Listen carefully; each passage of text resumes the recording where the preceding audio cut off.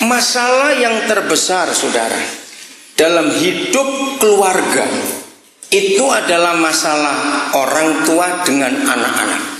Hari ini saya ingin meyakinkan saudara lewat firman Tuhan, ya, bagaimanapun juga kalau ada masalah antara kita dengan anak-anak kita, yang salah pasti kita. Anak-anak kita tidak pernah bisa disalahkan dan tidak pernah mungkin salah. Nah, ini pasti banyak orang tua nggak setuju dengannya. Betul, nah itu dia. Saya akan buktikan lewat Alkitab. Saya mau tanya kepada saudara, dalam kepemimpinan Tuhan Yesus yang cuma punya 12 murid, 12 itu sedikit atau banyak? Sedikit. Oke. Ya, cucu saya jawab sedikit. Nah, saudara tahu nggak mereka semuanya bermasalah? Jawab iya atau tidak? Apa saja? Coba sebut siapa yang paling bermasalah. Ayo. Yudas, mata duitan, pengkhianat lagi. Betul. Siapa lagi? Petrus. Kenapa Petrus? Nah, jatuh bangun, omongnya gede. Maaf ya, jangan tersinggung. Sejak saya mempelajari 12 karakter murid Yesus, ada 3 yang saya nggak akan beri nama anak saya lagi: Petrus, Thomas, dan Yudas. Nah, yang paling jelek dari 3 nama itu Petrus. Yang sudah punya nama Petrus nggak usah ke pengadilan ganti nama mahal nanti. Pokoknya nanti anak cucu yang laki jangan kasih nama Petrus. Serius, saudara. Itu bermasalah luar biasa. Siapa lagi? Thomas. Ya, nggak percaya. Siapa lagi? Ada satu lagi yang paling sadis. Ya, pasti banyak yang nggak tahu. Di antara 12 murid itu 4 Injil pernah mencatat satu yang paling sadis, namanya Yohanes. Nah, kaget bukan? Hah? Kok Yohanes? Bukankah dia murid yang dikasih? Enggak. Cari di 4 Injil. Satu kali Yohanes bilang gini, "Guru, boleh nggak aku minta api dari surga?" Nah, masih ingat ya pertanyaan itu? Nah, Tuhan Yesus kan bingung, mana ada pelajaran minta api? Pernah Yesus ngajar minta api? Enggak, maka itu dia tanya, "Nes, untuk apa api itu?" Jawabannya, "Aku mau bakar 50 orang Samaria." Hah? Ayo, kalau saudara jadi guru kan syok. Kapan ada pelajaran bakar orang? Lalu kamu belajar dari mana minta api untuk bakar orang? Jadi Yohanes itu sadis.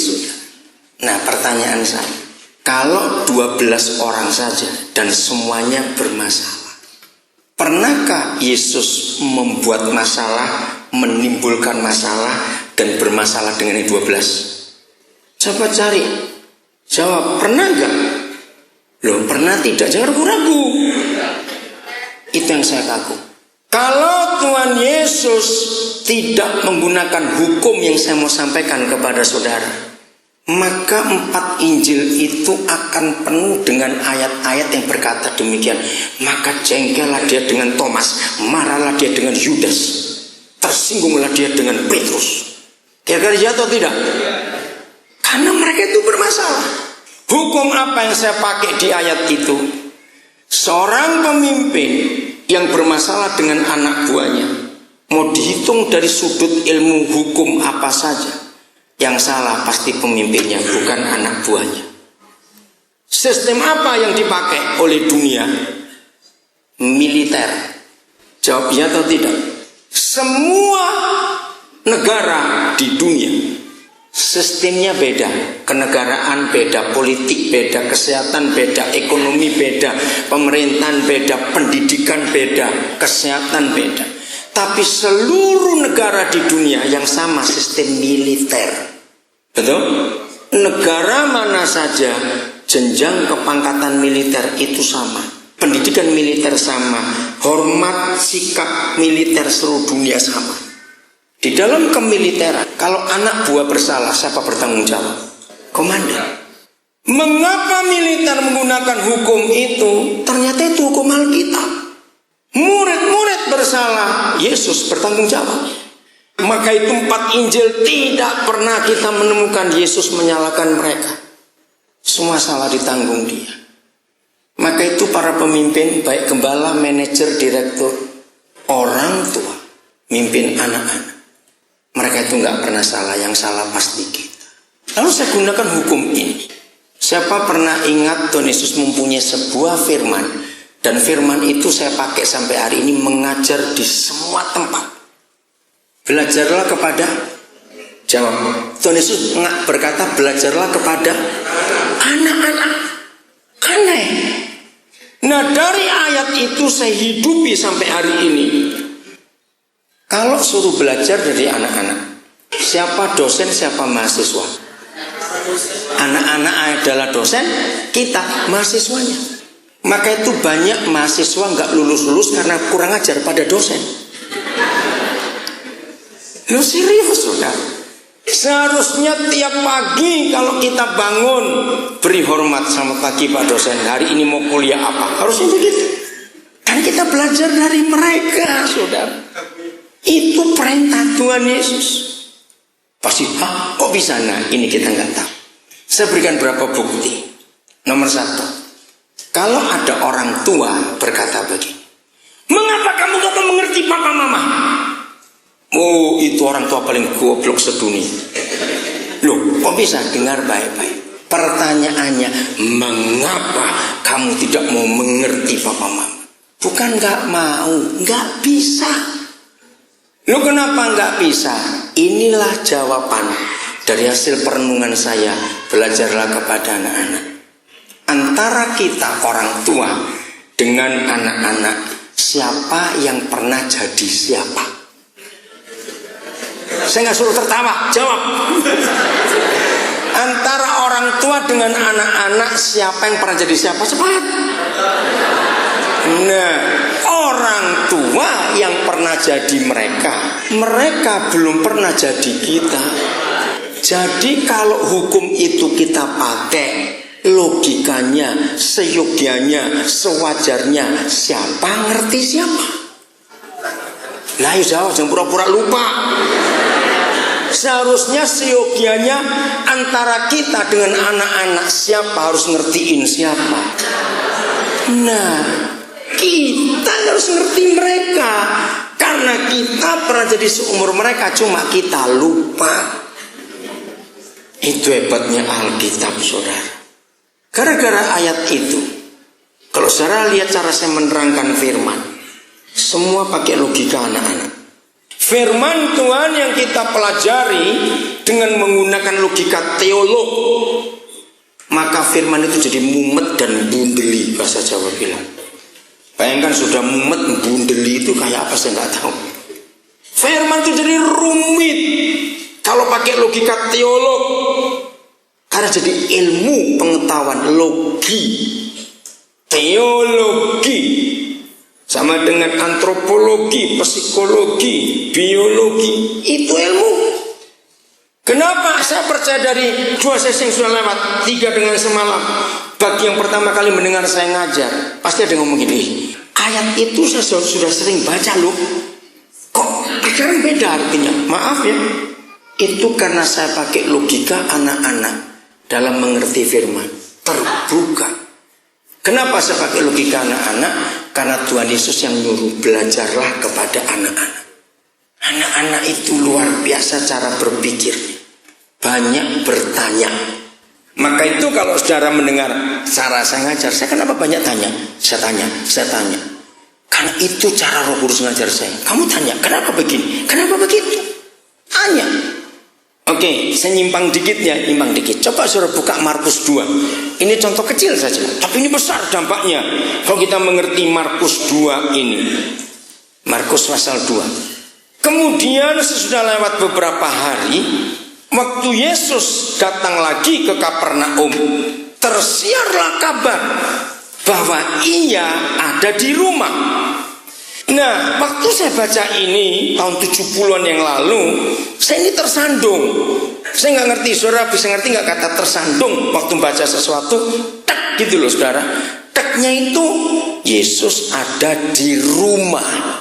Sebab di benak saya, di benak anak-anak, itu harusnya ditulis Yesus ada di sebuah rumah. Bedanya apa? Ia ada di rumah dan ia ada di sebuah rumah. Ayo bedanya apa? Cepat. Ini anak-anak, bukan teolog. Nah, kalau ia ada di rumah, itu di rumahnya sendiri. Kalau ia di sebuah rumah, dia bertamu. Nah, saya pikir jangan-jangan bahasa Indonesia salah terjemahan. Saya lihat bahasa yang lain. Sampai hari ini saudara, saya masih menggunakan Alkitab bahasa Jawa sampai hari ini untuk mengerti. Nah gini, saya minta tolong, saya tuh cari sudah lebih dari 10 tahun ini. Saya itu ingin punya Alkitab bahasa Jawa terjemahan lama. Itu saya nggak ketemu. Pernah ada orang gerobokan janji sudah 2 tahun nggak ketemu di mana. Saya lebih suka menggunakan Alkitab bahasa Jawa terjemahan lama. Sebab nggak ada kata Allah di situ. Yang ada adalah Yahuwah. Seperti Alkitab bahasa Batak, seperti Alkitab bahasa Mandarin. Nah itu lebih kuat terjemahan bahasa yang lama. Nah kalau punya, saya mau beli dah. Saya pengen betul. Saya cari sudah nggak dapat lebih dari 10 tahun ini. Nah di samping itu bahasa Inggris, bahasa Belanda, bahasa Jerman saya pakai untuk mengerti. Nah waktu saya lihat ternyata semuanya sama. Dia ada di rumah, bukan sebuah rumah. Nah saya lebih terganggu lagi. Ayo kita buktikan. Berarti Yesus pernah punya rumah dong kalau begitu. Padahal seturut Alkitab dia pernah sewa rumah enggak? Apalagi beli rumah? Enggak. Lalu ini rumah apa? Nah itu tadi. Kalau pikirannya orang akan tahu. Tidak tahukah kamu bahwa tubuhmu adalah rumah Yesus? Jadi artinya kalau Yesus Tuhan tinggal di hidup kita, yaitu rumahnya, maka ayat 2 terjadi demikian. Maka baca ayat 2. Maka datanglah orang-orang berkerumun sehingga tidak ada lagi tempat, bahkan di muka pintu pun tidak, sementara yang memberitakan firman kepada mereka. Maaf ya pada hamba-hamba Tuhan, jangan tersinggung, tapi ini kebenaran. Sejak saya dapat pewahyuan Markus 2 ini, ternyata hidup hamba Tuhan dan hidup anak Tuhan tidak boleh sepi. Loh, kok nggak amin? Cuma anak saya yang amin. Karena kalau Yesus ada di rumahnya, orang pasti datang berkerumun. Apalagi rumah pendeta sepi terus. Sudah sepi ada satpam di pintunya lagi, ampun saudara. Itu dosa besar saudara. Katakan amin cepat. Supaya yang sepi-sepi itu bertobat rumahnya. Sungguh saudara. Tanya orang-orang yang dekat saya. Pak Tony Yudianto juga tahu. Rumah kami gak pernah sepi. Hidup saya gak pernah sepi. Karena ayat ini yang saya pakai. Selama Yesus ada di rumahnya, orang pasti datang berkerumun. Ayo jujur, biasanya rumah orang kaya atau rumah orang miskin yang rame? Oh ya itu dia, orang miskin. Rumah orang kaya sepi, karena takut terima tamu, takut rusak barang-barang kan mahal-mahal. Maaf jangan tersinggung. Berapa banyak orang kaya kalau terima tamu pakai tulisan dilarang bawa anak. Kenapa? Takut pecah, karena itu gelidis. Pecah semua itu barang di rumah. Maaf ya jangan tersinggung. Maka itu Tuhan Yesus berkata, yang susah masuk surga siapa ayo? Nah maka itu jangan pengen sugih, susah masuk surga saudara. Jangan marah. Saya itu heran lihat Tuhan Yesus itu. Dia nggak berkata, hai pezina, hai pembunuh, susah masuk surga kamu. Enggak loh. Kok dilalah pas saya bilang, cuma orang sugih yang susah masuk surga. Kalau yang kaya itu pelit. Nah, saya itu ini, jadi karena belajar dari anak-anak. Ini kan satu kebenaran bukan? Ia ada di rumah saja. Wow, sebuah rahasia yang luar biasa saya dapatkan. Maka itu belajar dari anak-anak. Banyak tanya. Saya tanya, saya ngajar sekolah minggu itu hampir 16 tahun, 13 tahunan. Nah, di semua kelas yang saya tanya, kelas umur beda-beda. Saya tuh ingin tahu, karena mau cari orang kaya kok sudah masuk surga itu kenapa? Saya tanya gini, anak-anak, jawab om ya. Menurut kalian yang namanya uang dan harta itu ringan atau berat? Kalau saudara anak-anak jawabnya apa? Berat. menjawab yang namanya harta bondo dunyo itu ternyata berat buat mereka. Saya tuh mikir, kenapa anak-anak bisa nganggap uang itu berat, harta itu berat? Ya karena ada nilainya, bukan? Maka itu berat. Nah, ini masalahnya. Ketika orang kaya itu tiba waktunya dipanggil pulang ke surga, waktu Tuhan mau ngangkat rohnya, ini kok abot tenan tuh itu. Nah, daripada Tuhan gegeran diculke meneh gitu loh. Nah, itu logikanya anak-anak sudah. Jadi kalau saudara kaya tapi suka berbagi, engkau pasti masuk surga. Sing angel iku sing medit-medit iku lho, sing angel. Hebat sekali Alkitab itu. Oke, kembali soal keluarga. Jadi anak-anak gak pernah salah. Yang salah pasti kita. Kenapa yang salah pasti kita?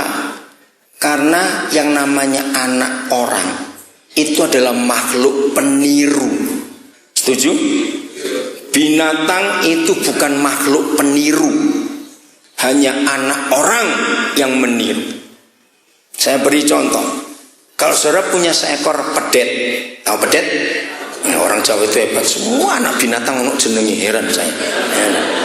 Begitu saudara punya pedet, anak sapi, lahir induknya mati. Jadi dia nggak pernah tahu induknya. Tapi di sekitar rumah saudara itu ternakan kuda. Ada ribuan kuda di sekitar rumah saudara. Nah, satu anak sapi ini sejak lahir procot nggak pernah ketemu sapi yang lain. Sampai dia umur 3 tahun, 4 tahun dia cuma kumpul kuda-kuda yang ribuan itu. Dia akan jadi kuda atau tetap sapi? Tenane, satu lawan ribuan kok masa nggak ketularan sidik wae ora? Ayo, masa dikit aja nggak ketularan, coba jawab. Enggak, saudara, tetap sapi. Begitu pula anak ayam, netes, ternyata kumpul bebek. Selama ayam ini netas sampai di umur sekian, dia nggak pernah ketemu ayam lain, dia cuma kumpul ribuan bebek. Dia tetap ayam atau jadi bebek? Ribuan loh, masuk satu lawan ribuan gak terpengaruh sama sekali? Enggak, saudara. Ini yang mengagumkan. Ini cuma contoh. Misalnya ada satu anak pendeta gede dikumpulkan 5 pemakai narkoba, jadi apa yuk? Ya wis, ngerti dewe sekarang. Nah, itulah anak orang peniru. Lalu siapa yang ditiru? Jawab, orang tuanya. Maka itu sesalah-salahnya anak kita, pasti kita ikut andil kesalahan itu. Karena mereka ini gak bisa milih. Buat anak-anak salah dan benar itu tidak ada. Anak-anak taunya cuma benar semua. Baik, buruk tidak ada buat anak-anak. Semuanya baik. Walaupun itu salah, buat anak-anak tetap benar. Walaupun itu buruk, buat anak-anak tetap baik. Renungkan konsep ini. Dan itu ada di Alkitab. Karena manusia itu peniru. Ayo kita lihat hukum ini. Ulangan pasal 6. Kira-kira 3.500 tahun yang lalu. Ini tulisan pertama ditulis oleh Musa. Dan relevan sampai hari ini. Ini saya kagum sekali. Maka itu orang tua kita harus jadi tabung panah. Masih ingat? Untuk anak-anak kita, kita harus jadi tabung panah buat mereka. Ini dia tabung panah. Haruslah engkau. Kalau ada kata harus itu bisa ditawar tidak? Enggak. Jadi ini mutlak. Haruslah engkau mengajarkannya berapa kali? Berulang-ulang kepada siapa? Anak-anakmu. Jadi ini perintah untuk siapa? Orang tua. Maaf ya, kalau ada anak-anak yang hadir hari ini, itu yang saya kagum pada anak-anak, saudara. Kalau diajak anak-anak yang dianggap jadi orang dewasa, dia bisa menghargai kita balik. Setuju nggak saya ngomongin? Jangan pernah mengecilkan anak-anak. Kalau kita nggak mau dikecilkan juga, anak-anak yang dihargai itu akan menghargai. Saya nggak tahu dari tadi saudara perhatikan. Saya ini kalau ketemu anak-anak, saya nggak akan tetap berdiri. Saya akan duduk Lalu mata saya harus sejajar mata mereka. Anak-anak nggak boleh melihatnya ke atas mendongak gini. Mereka nggak akan respect pada kita. Ini bahasa ilmu jiwa. Kalau saudara ketemu anak-anak, langsung rendahkan diri supaya mata sejajar dengan mata mereka. Nanti anak itu pasti mau diajak ngomong. Hormati anak-anak karena dia dosen-dosen kita. Jangan lupa itu. Maka itu kalau ada satu keluarga punya 3 anak. Anak pertama umur 18, anak kedua umur 8, anak ketiga umur 6. Tapi tetap nggak pinter-pinter. Padahal dia sudah kuliah 52 semester. Loh kok bisa? 12 tambah 8 berapa? Cepat. 20 ditambah 6. Nah, kalikan 2. Yang 1 tahun 2 semester. Loh ya atau tidak? Tanya kok diam saja. Nah, kalau sudah kuliah 52 semester masih goblok, mana omene? Supaya lahir dosen yang berikut. Itu kata Tuhan Yesus. Nah, masa kuliah 52 semester kok masih nggak pinter-pinter? Hebat dosen-dosen ini. Nah, begini anak-anak. Berapa kali anak-anak kita jadi gini? Sudah berapa kali Bapak ngajari kamu ini? Kenapa kamu nggak ngerti? Anak-anak dengarkan saya hari ini. Jawab bapakmu pakai ayat ini. Kurang berulang-ulang, Pak. Serius, saudara, ayat ini luar biasa. Mengapa ada kitab ulangan? Ya karena kita ini goblok, harus ulang-ulang pelajaran ini. Maaf ya saya ngomong ini. Jadi orang tua tidak boleh putus asa. Kalau baru 3, 4, 5 kali mengajar anak, harusnya berapa kali? Berapa kali Tuhan Yesus mengingatkan mereka bahwa dia harus mati di Yerusalem dan bangkit? Berapa kali? 3 kali. Nangkep nggak mereka? Itu loh pelajaran baik. Yang ngajar Tuhan Yesus, sing diajar iso goblok. Apalagi yang ngajar kita lebih goblok lagi. Setuju saya ngomong ini? Maka itu kalau ngajar khotbah jangan sekali 2 kali, berulang-ulang, saudara. Ini Tuhan Yesus sendiri yang ngajar. Mereka masih nggak ngerti loh, saudara. Itulah bebalnya manusia itu. Maka itu orang tua tidak boleh bosan berulang-ulang satu hal kita sampaikan ke anak-anak kita. Karena ini perintah. Terus ada yang kedua, ini yang dahsyat. Dan baca Alkitab saudara, ayat 7, ulangan 6 ayat 7. Setelah ajarkan berulang-ulang pada anak-anakmu dan garis bawah baca dan membicarakannya. Bahasa modern mendiskusikannya. Ini luar biasa. Sayang ini cucu saya sudah tidur paling depan. Kalau saudara duduk di depan tadi dengar, berapa kali dia nyauti yang saya katakan di ekor kata. Ngerti nggak dari tadi? Nah itu hebatnya anak-anak. Siapa pernah kagum pada anak-anak? Kita suami istri lagi ngomong-ngomong, anak itu cuma lewat 2 kali. Langsung dengerin yang kita omong. Pernah tahu nggak itu? Nah itu loh anak-anak cepetnya di situ nangkep. Saya kagum. Maka itu orang tua tidak boleh cuma mengajar anak, tapi harus mengajak diskusi. Garis bawahi membicarakan dengan anak-anak. Orang tua 1000% salah kalau kita mendikte anak-anak dan dengan ultimatum, jangan bantah, ikuti, hancur hidup anak itu. Anak-anak itu pikirannya luas, jauh. Kenapa? Karena belum mikir bayar utang, cicilan rumah, bayar listrik, itu nggak ada. Maka itu di pikiran anak-anak masih penuh, saudara. Karena di pikirannya masih penuh, maka itu banyak anak-anak bertanya dan mengajukan pendapat. Maka itu surga Yahweh Tuhan kita minta, ajak diskusi. Jangan cuma dikte, ajari dan diskusi. Dengarkan pendapat anak. Itulah dosen kita. Pertama kali saya punya pengalaman tahun 83 waktu saya di kota Köln di Jerman, saudara. Di situ saya mulai mempelajari lebih dalam. Begini kisahnya. Saya diundang ke rumah pendeta, teman saya. Begitu saya masuk, pintu sudah dibuka. Loh, ternyata pendeta itu lagi omong-omong dengan anak lakinya kira-kira umur 7 tahun. Di balik sofa di ruang tamu. Teman saya pendeta ngasih kode untuk saya duduk. Saya duduk sambil merhatikan, ngapain ini bapak dengan anak ini. Saudara, setelah saya tahu, saya terharu sekali. Dan saya akhirnya ngerti ayat 7 ini. Ternyata pendeta itu menggunakan Ulangan 6 ayat 7. Jadi begini, berapa hari yang lalu teman saya pendeta ini lagi beli sebuah lukisan. Nah, karena pendeta itu tahu saya ini suka lukisan juga, maka dia mau pasang lukisan itu di ruang tamu untuk tunjukkan saya. Waktu dia lagi pasang paku di dinding, anak ini masuk ke ruang tamu.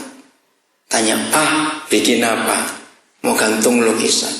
"Jangan di atas, di bawah saja." Kalau kita orang timur, anak kecil tak apa lukisan di bawah. Enggak, saudara. Teman saya ini ngajak anaknya. "Oh, kamu minta di bawah. Oke, sebelah mana?" "Ya namanya kecil." "Situ." Nah, itu di belakang sofa. Nah, kan kita tertawa bukan? Jangan mentertawakan usul anak kecil. Dia lagi mikir sesuatu dalam imajinasi. Lalu bapaknya nggak masang paku, cuma bawa lukisannya ke belakang sofa. Pas saya masuk, mereka dua lagi di situ ngomong, "Kalau papa pasang lukisan di sini, ini Om Daniel mau masuk, mana kelihatan?"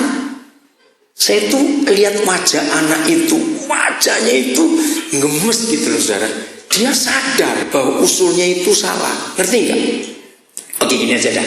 Maka itu belajarlah kepada anak-anak. Saya punya ribuan ilmu waktu saya punya dosen-dosen kecil itu, saudara. Sungguh luar biasa. Gini, saya paling suka mimik, atau mimik ya? Mimik itu raut ya. Raut wajah anak kecil dua hal saja. Satu, waktu tidur. Dua, waktu bohong. Betul? Kenapa saudara tertawa? Nah, saya itu kalau lihat anak kecil bohong, gemes gitu loh. Gitu. Kenapa yuk? Wajahnya itu bicara jujur. Loh ya atau tidak? Nah, kalau kita sudah tua begini kayak gitu nggak bisa lagi, karena kayak munafik kok masalahnya. Betul nggak saudara? Wajah anak-anak kalau ngapus itu kentara. Saya ngerti ya kisah ini ya, tahu nggak? Maka itu perhatikan. Nah, awal-awal saya menikah, istri saya itu heran lihat saya. Begitu saya tahu ada bayi tidur, saya langsung deketi. Saya bisa lama ngeliatin wajah bayi tidur itu. Kadang senyum sendiri, terus menangis. Pernah lihat ya? Saya belajar di situ. Satu kali ada orang nggak bisa tidur 3 bulan, saudara. Bayangkan. Yang terakhir itu saya sudah tanya Pak Tony, itu temannya Pak Tony masalahnya, Pak Tony Yudianto. Masalah yang terakhir itu mamanya telepon saya, "Pak Daniel tolong, anak saya baru nyembah anjing." Loh, maksudnya nyembah anjing kenapa? Anjing tidur itu disembah, "Anjing tukarkan ngantukmu kepadaku." Harus sampai kasihan bukan? Karena lihat anjing tidur, kok kamu kok enak tuh anjing bisa tidur, kok nggak bisa tidur? Bayangkan orang sampai kayak gitu stresnya itu loh, gara-gara nggak bisa tidur 3 bulan. Nah, pas kebetulan di rumah dia ada kemenakannya.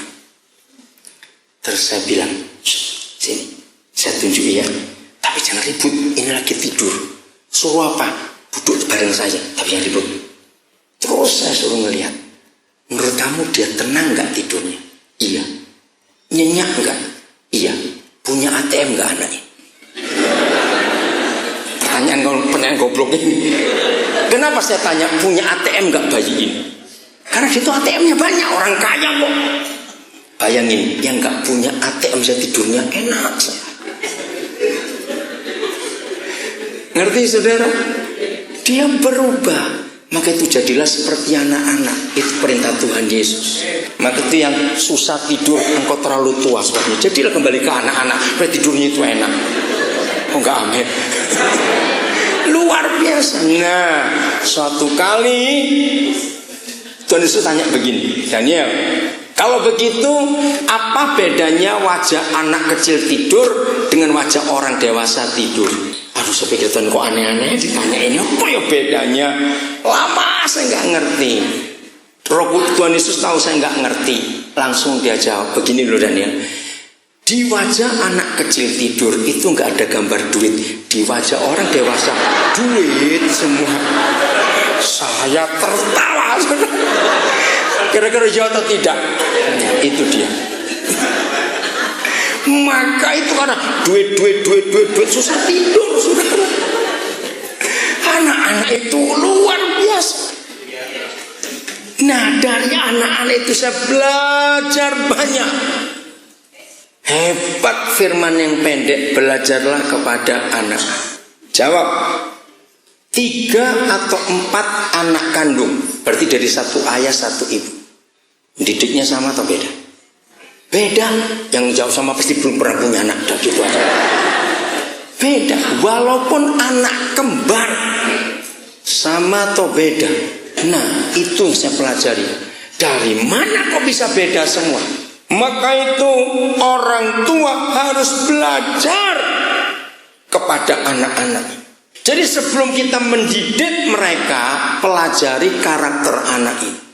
Saya beri contoh. Kalau anak ini tipe keras, ada nggak anak yang dari kecil sudah lurus, nggak mau belok?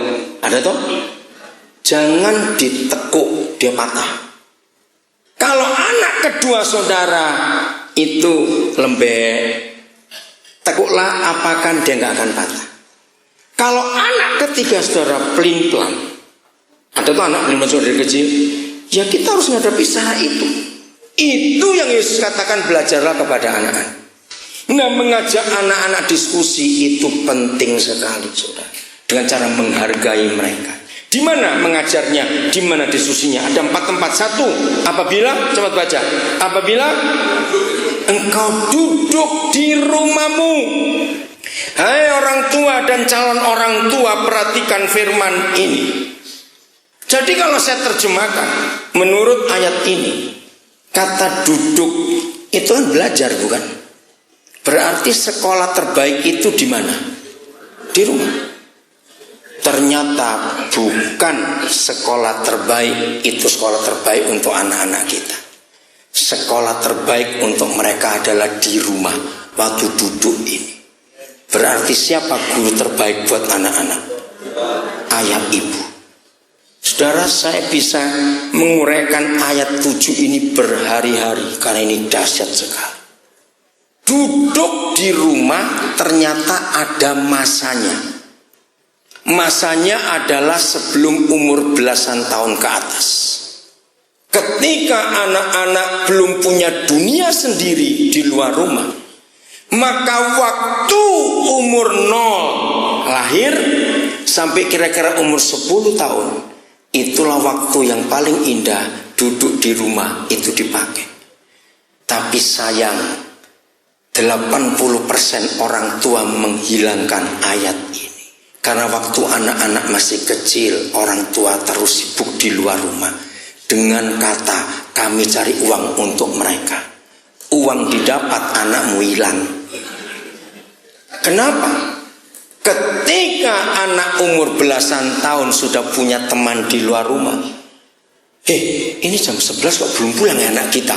Ini suami istri ngomong, besok kita buat peraturan, duduk tidak boleh keluar. Saya tanya kepada saudara, kalau aturan duduk di rumah diberlakukan setelah mereka umur belasan tahun ke atas dan punya dunia sendiri, terjadi apa? Nah, mulai umur belasan tahun itu hubungan orang tua retak. Saya tanya jujur, waktu anak-anak umur segitu kita baru sadar untuk duduk di rumah, lalu kita paksakan aturan duduk di rumah, anak kita reaksinya apa? Berontak. Waktu anak berontak, nah ini masalahnya. Orang tua timur, maaf, apalagi orang tua Jawa, kamu berani ngelawan bapakmu?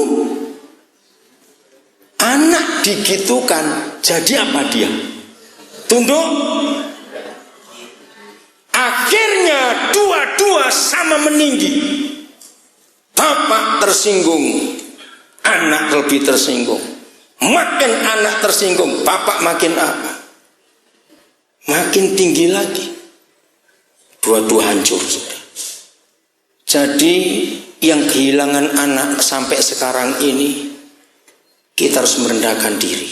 Karena kita yang salah. Kita tidak menghargai umur mereka.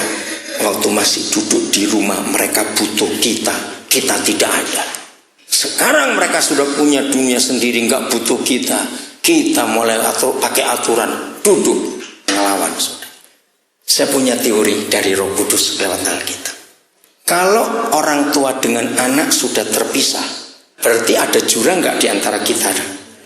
Oke. Begitu ada jurang, hanya ada satu cara untuk nyambung. Pasang apa? Jembatan. Saya tanya, kalau hubungan orang tua dengan anak putus, lalu harus buat jembatan, siapa yang harus buat jembatan? Orang tua, jangan suruh anak buat jembatan. Dan seharusnya bukan buat jembatan, kita jadi jembatan. Tapi ini berat. Tolong ya orang tua dengar baik-baik. Tapi ini kebenaran. Sudah banyak keluarga yang tertolong dengan kebenaran saya terima dari Roh Kudus lewat Alkitab. Karena seperti itu waktu Papa di surga mendamaikan kita dengan dirinya. Dia buat jembatan atau dia jadi jembatan? Siapa namanya? Yesus. Ini yang berat. Dua hal yang berat. Apalagi orang tua Jawa. Waduh, yang gengsinya feodal itu tadi. Betul enggak? Banyak orang tua itu penjajah anak-anaknya karena merasa hebat. Satu, bentuk jembatan, ya bentuknya itu rebah atau berdiri. Berarti orang tua harus. Nah, yang paling tidak enak yang berikut, jawab. Jembatan itu dilompati atau dilewati? Arti dilewati itu apa? Nah, ketika jembatan sudah jadi, anak lewat, wong tua nih ngadep. Orang tua berdiri karena tersinggung. Nah, kalau jembatan ngadeg iku arane ondo. Jembatan berdiri namanya tangga. Kalau jembatannya berdiri, anaknya masuk jurang, saudara. Damaikan anak-anak dengan orang tuanya dengan prinsip Tuhan Yesus jadi jembatan. Dia kita injak-injak. Maka itu anak-anak nggak pernah salah. Yang salah pasti kita. Disinilah orang tua harus rendah hati, rendah diri, serendah segala-gala. Maka itu mengapa banyak orang tua kehilangan anak walaupun anaknya masih di rumah. Ada nggak? Itu yang paling sakit. Anak di rumah kok bisa hilang. Masalahnya mereka nggak bisa duduk bersama untuk ngomong.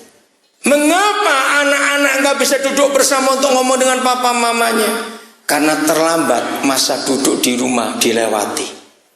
Ngerti sekarang arti ayat ini? Dahsyat sekali. Diganti Pak. Saya tuh nggak kelihatan. Oh belum. Saudara, itu sebabnya kalau ada orang tua kehilangan anak setelah anak dewasa, jangan segan. Papa minta maaf ya. Karena waktu kamu masih kecil perlu papa sibuk. Cuma ada pembantu, cuma ada tante, cuma ada siapa.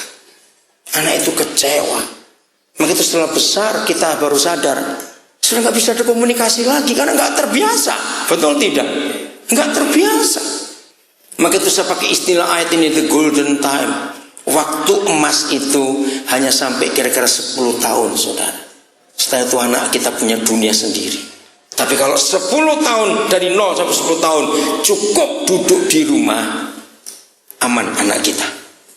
Mau sejauh apapun, tetap ingat apa yang kita pernah buat untuk mereka. Jadi firman ini dahsyat sekali. Duduk di rumah, jangan lupa. Tempat kedua di mana? Ajarkan berulang-ulang dan mendiskusikannya apabila engkau sedang dalam perjalanan. Ini luar biasa. Mengapa anak-anak setelah umurnya 3 tahun ke atas itu cerewet betul? Betul enggak? Lihat apa tanya. Itu apa itu? Itu apa? Dengar apa tanya.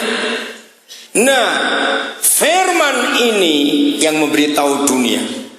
Anak seumur itu 3 tahun ke atas suka keluar rumah, senang jalan. Seminggu mereka nggak diajak keluar, berontak nggak? Pasti ngajak jalan. Ayo, ayo. Ternyata sambil jalan itu mereka itu belajar, saudara. Dan sambil jalan itu mereka itu maunya kita diskusi dengan mereka. Tapi karena kita nggak ngerti, gereja nggak mengajarkan. Berapa banyak orang tua berkata gini, jangan banyak mulut, masih kecil itu cerewet aja. Aduh, goblok tenan guru-guru ini tadi. Maaf, justru mereka disuruh cerewet, Tuhan yang nyuruh, supaya mereka belajar, saudara. Tapi kita bungkem mulutnya, kasih permen, kasih makanan. Aduh, maka itu kapan pinternya anak-anak itu? Hebat gak ayat ini? Ini luar biasa. Nah, yang sudah punya anak besar-besar, saya harap pengenlah punya anak lagi setelah dapat ini dan praktekkan firman ini. Ya wis lah, nek ora sempat ya putumu wae jadi gitu. Amin. Wah, senang saya lihat Alkitab ini, senang sekali. Bayangkan kalau semua keluarga mendidik anaknya dengan pola Alkitab, itu anak-anak hebat semua. Betul nggak, saudara? Hebat. Nah, kalau gembala-gembala sudah tua-tua, ajari anak-anak jemaat untuk hidupnya benar. Anak-anak tetangga kumpulin semuanya, supaya orang tua ini. Jadi kalau saya ngajar nggak cuma untuk orang Kristen, semua orang berhak terima pelajaran kehidupan ini. Ya atau tidak? Harus. Karena ini firman gak cuma untuk orang Kristen kok, untuk semua manusia di dunia. Tempat ketiga di mana? Belum selesai. Ada 4 tempat. Tempat ketiga, apabila engkau. Nah, saya akan uraikan agak panjang ini, sudah. Saya kagum sekali. Mengapa semua balita, ya semua balita, bahkan sampai 10 tahun ke bawah, kalau tidur kenapa narik ibunya, mbahnya, omnya, tantenya? Kenapa? Minta apa? Cerita. Siapa yang ngajari? Oleh kemurahan Tuhan, kami suami istri sudah pelayanan ke lebih dari 40 negara di dunia. Belum banyak memang kok, karena negara 200 lebih 40. Nah, setiap kali saya sampai di negara baru, maka saya akan ketemu anak-anak untuk ngecek ayat ini. Ternyata betul. Mau anak bangsa apa saja, anak status sosial bagaimanapun juga, ternyata setiap kali mereka mau tidur pasti minta dongeng. Nah, saya tuh neliti kenapa di tempat tidur pun pengajar berulang-ulang dan diskusikan dengan mereka. Saya pernah hitung, satu anak cerita yang sama 46 kali saya bacakan sampai kumel bukunya. Ini anak gak bosan. Yang bosan saya.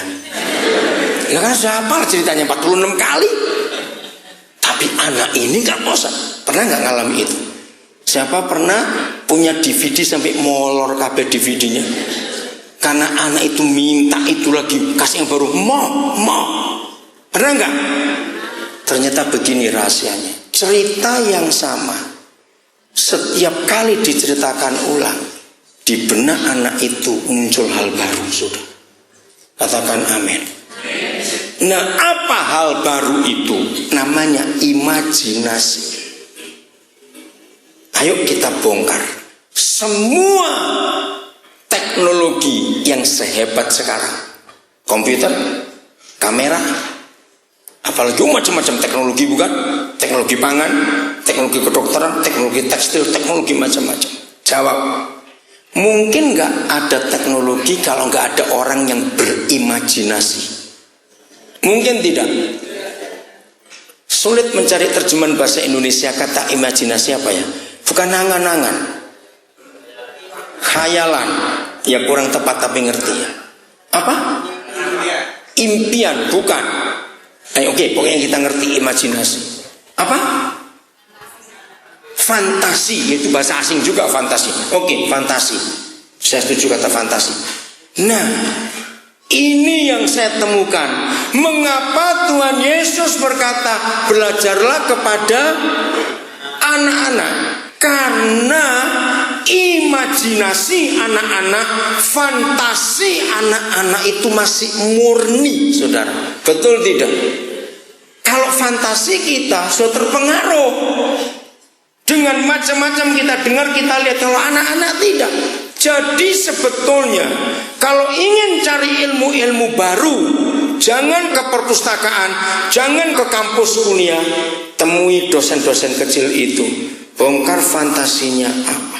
Oke, saya beri bukti. Kalau Indonesia saya masih agak sulitnya karena pemerintah belum pernah menghargai imajinasi bangsa sendiri. Maka itu lebih banyak bangsa lain yang menghargai. Maka itu banyak orang-orang Indonesia yang pintar ada di luar negeri karena diberi kesempatan. Negara kita tidak, karena pintarnya korupsi.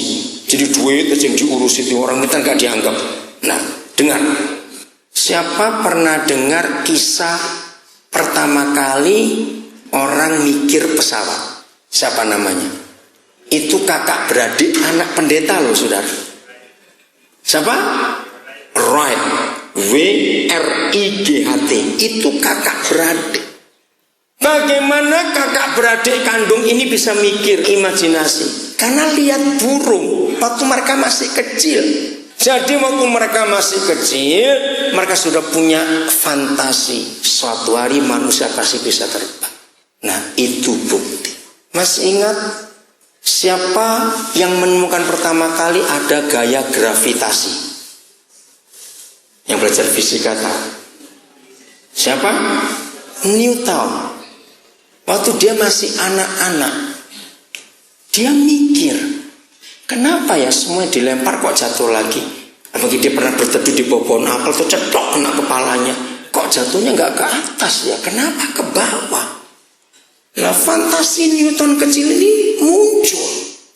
Termasuk ini anak-anak muda yang orang tua juga lebih lagi bertobat. Saya selalu berkata pada anak-anak muda, kalau kamu nggak bertobat dari mata handphonean, bukan mata duitan, apa itu mata handphonean? Cepetan apa artinya kata mata handphonean? Ganti-ganti HP terus, bangkrut kamu. Kenapa? Kalau kita lihat pabrik HP, tiap hari keluar yang baru enggak, sah? Tiap hari. Dan enggak 1, 2, puluhan. Tiap hari. Berarti ada yang merencanakan, berimajinasi. Hubungan tadi dengan kejadian 11 ayat 6. Mulai dari sekarang, ayo teruskan.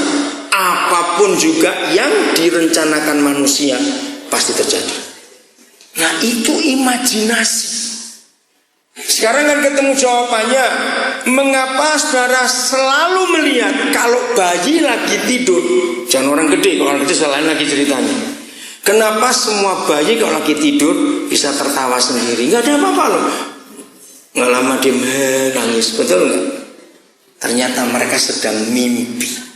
Di dalam psikologi anak-anak, balita itu sehari bisa 30 kali mimpi. Nah, kalau orang tua jangan akan mimpi, berarti akan turu gitu. Sudah lain lagi. Nah, ternyata waktu balita itu dibuat mimpi supaya imajinasinya itu berkembang.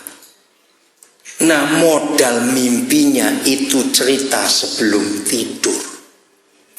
Maka itu saya marah kalau ada ibu-ibu jam anak tidur sinetron kesayangannya main. Biasanya honos gendurui. Ada setan di situ. Goblok ibu itu. Maka anakmu akan mimpi setan malam itu. Nah, mimpi anak-anak itu sulit dikeluarkan dari otaknya, ya atau tidak? Itu jadi trauma, sudah. Maka itu tempat ketiga ini luar biasa, saudara. Waktu di tempat tidur, sebelum tidur, ajarkan berulang-ulang dan diskusikan. Karena bahan cerita yang mereka dengar itu modal mimpinya. Roh Kudus jadi sutradaranya. anak kita jadi pemain aktornya. Bisa bayangkan kalau mereka cerita tokoh-tokoh iman, orang-orang hebat. Betul tidak? Anak kita akan jadi orang hebat. Nah, ini rahasianya. Mengapa semua anak kalau bangun tidur siang, yang khususnya 3 tahun ke atas sampai umur 8 tahun, mojok atau menyendiri, terus ngomong sendiri. Pernah dengar nggak? Awas jangan bawa bentak. Maksud dermiming. Jangan dibentak. Karena mereka sedang mengimajinasikan impiannya jadi kenyataan. Hebat nggak? Maka itu kenapa sekolah-sekolah di Amerika sekarang di Indonesia mulai ikut. Sekolah-sekolah di Amerika dari SD selalu disuruh buat tulisan. Nggak dikasih tema, terserah kamu. Karena Amerika dikuasai berdasarnya gereja. Maka itu kalau anak-anak disuruh nulis apa saja, itulah impian mereka dalam tidur, dituangkan dalam sebuah cerita. Nah, itulah ilmu baru yang kita harus belajar dari anak-anak. Hebat nggak, saudara? Lo hebat tidak? Berarti ini kuliah gratis dari dosen kecil-kecil yang luar biasa itu. Maka itu hargai anak-anak. Saya beri contoh konkret. Siapa yang menulis di 4 Injil satu saja, satu-satunya peristiwa dari hidup Tuhan Yesus yang dari lahir sampai umur 30 hanya 1 kali ditulis. Umur berapa dan siapa penulisnya? Cepat. Lukas. Waktu Yesus umur berapa? Nah, ayo kita bongkar itu. Mengapa Matius, Markus, Yohanes tidak menulis tentang umur Yesus? Karena mereka bukan dokter. Lukas itu dokter, betul? Kalau dokter itu harus tahu umur, sebab diagnosa umur itu mempengaruhi, dan memberi obat itu pun pengaruh umur. Nah, yang lebih hebat lagi, dengar ya, hamba-hamba Tuhan, gereja Tuhan, ini perlu kita pelajari. Saya percaya, saudara pun percaya, bahwa ada banyak peristiwa dari umur Yesus lahir sampai 30 tahun. Betul nggak? Ada banyak peristiwa tidak? Tapi mengapa Lukas hanya menulis waktu dia umur 12 tahun? Sebab umur 12 itu bahasa Arabnya akil balik, bahasa Yunaninya puber, bahasa Indonesianya pancaroba. Nah, saya suka pada kata bahasa Indonesia Melayu, pancaroba. Mengapa anak-anak kita, dulu kita pun begitu waktu umur belasan awal. Bagi seorang gadis itu menstruasi pertama kali. Bagi seorang anak laki, orang Jawa bilang mulai agor-agori, yang ngomong jadi gede itu loh. Terus kalau menjingi metu gitu. Tahu nggak ya? Nah, ini apa namanya ini? Jakun ya, sampai lali aku. Nah, masa umur 10 sampai 13 itu masa yang paling rawan dan paling berbahaya. Karena anak-anak memasuki pancaroba. Maka itu 90% anak-anak keluarga Kristen yang kecilnya rajin sekolah minggu, remajanya hilang. Nanti balik lagi setelah jadi pemuda. Pernah neliti itu enggak? Karena saya pernah jadi pemimpin remaja. Saya neliti, kemana ini anak-anak? Nah, saya dapat dari Lukas itu, Yesus umur 12 tahun. Kalau saudara baca pakai terjemahan lama dan pakai bahasa Jawa akan kaget. Begitu mereka, Yusuf Maria ketemu anaknya, di mana? Bait suci. Maria kan nada tinggi, kemana saja kamu? Artinya kami ini setengah mati cari kamu. Dalam terjemahan lama ada kata ini, apa kena mengena engkau dengan aku, hai perempuan? Bah, kasar betul. Saudara, mengapa anak-anak umur 12 tahun tengah-tengah itu ya dalam nada pemberontakan? Sebab mereka sedang masa puber. Itu hormon kejiwaannya wow, bercampur aduk nggak karuan. Anak-anak seperti itu sedang punya masalah batin, saudara. Betul tidak? Sama seperti kepompong mau pecah jadi kupu. Goyang, pernah lihat? Entung-entung. Ya toh, saya masih ingat dulu kecil, entung dirol dikidul. Goyang terus dia itu entung itu tadi, saudara. Karena dia mau keluar. Dia mau jadi makhluk yang baru. Dia bergumul, dia berjuang dengan dirinya sendiri. Dari ulat yang menjijikkan akan jadi kupu, itu masalah. Nah, sekali lagi banyak orang tua nggak ngerti. Waktu anak-anak kita usia remaja, kita pasang kuda-kuda, kita pasang benteng, kita pasang senjata, kita pasang aturan, perang terjadi. Maka itu banyak anak-anak remaja hilang. Lihat, yang pernah punya anak remaja, kalau saudara orang kaya, cirinya gini, minta kamar sendiri, nggak mau kumpul dengan yang lain. Terus di pintu kamar ada tulisan dilarang masuk. Loh, serius, betul nggak? Karena mereka sedang punya dunia sendiri. Mereka itu sedang mencari jati diri. Aku ini siapa? Salah satu pelajaran ilmu jiwa yang saya pelajari soal anak remaja.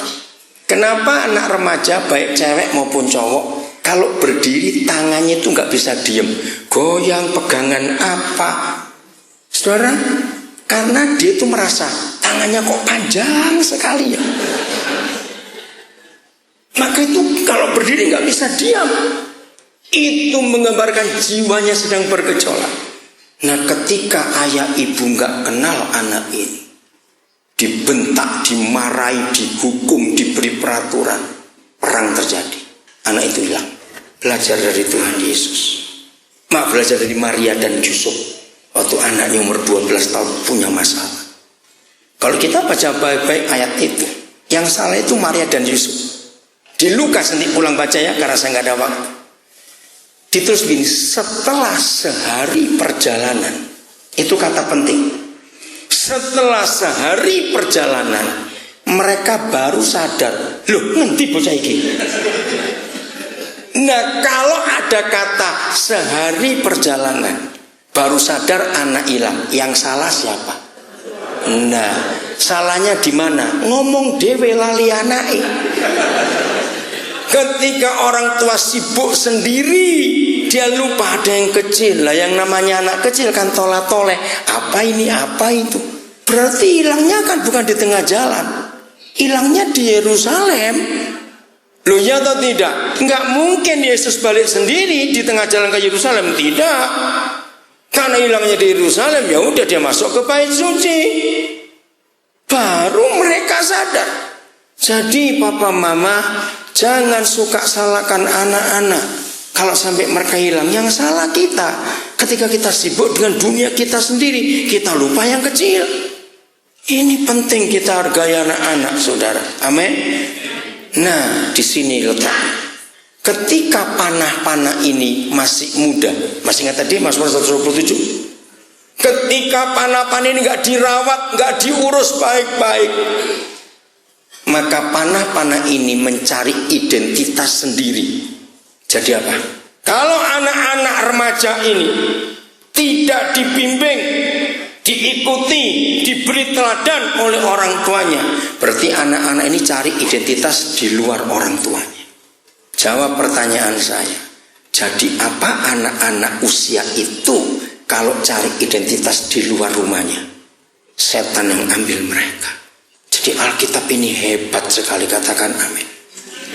Saya harap bagi saudara yang baru hari ini mendengar saya ngajar, mulai belajar firman dengan konsep yang benar ini. Ini buku kehidupan, saudara, yang luar biasa. Amin. Buku kehidupan yang layak untuk disampaikan kepada banyak orang, bukan sebagai kitab suci agama Kristen.